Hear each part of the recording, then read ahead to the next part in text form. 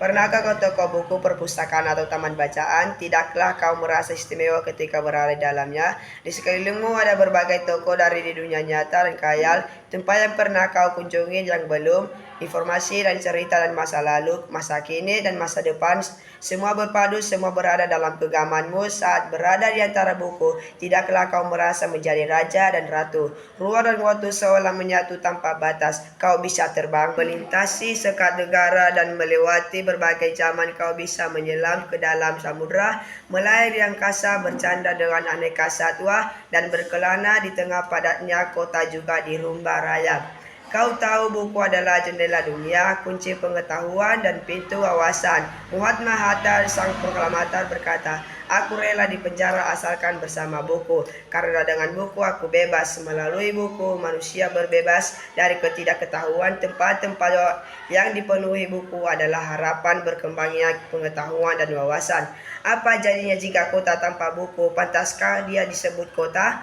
Di kota itu mungkin kabar datang dari sumber lain, dari koran, televisi, atau internet. Mungkin informasi dan cerita datang dari cerita nenek moyang, berbagai dongeng-dongeng sebelum tidur. Irama warganya pun tidak beda. Bangun pagi bertebaran di muka bumi untuk berbagai keperluan, untuk kembali pulang siang atau sore harinya. Setelah itu mereka berangkat tidur dan memulai lagi hari berikutnya, semua serupa. Di kota itu mungkin ada bangunan bernama perpustakaan. Di dalamnya buku-buku berderet dalam rak yang tak terjamah. Tiada tangan meraih dan membuka halaman demi halaman dengan sukacita. Mungkin juga ada tumpukan buku di sudut-sudut sekolah yang sepi dan berdebu.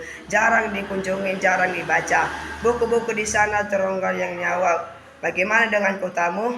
Mungkin kau tinggal di tengah kota yang megah atau gang sempit, di desa terpencil, di sisi pesisir atau di kaki gunung. Adakah perpustakaan, taman bacaan atau toko buku di dekat rumahmu? Jika ada, apakah tempat itu menjadi wadah berkumpulnya anak-anak dan warga? Menjadi pusat berkembangnya wawasan dan pengetahuan, atau hanya menjadi pajangan? Maukah kau menjadi orang menghidupkannya? Kau bisa mengunjungi dan mengajak teman-teman membaca dan berbagai cerita di sana. Jadikan tempat itu sumber kegembiraan dan pengetahuan. Jika tempat itu belum ada, maukah kau menjadi orang mulai menghadirkannya? Kau bisa mulainya dari sebuah sudut di teras rumahmu. Ajak teman-temanmu mulai langkah baru. Jangan biarkan waktu berlalu tanpa buku. Siapapun dirimu, bersahabatlah dengan buku. Dia akan menjadi teman setiamu sepanjang waktu.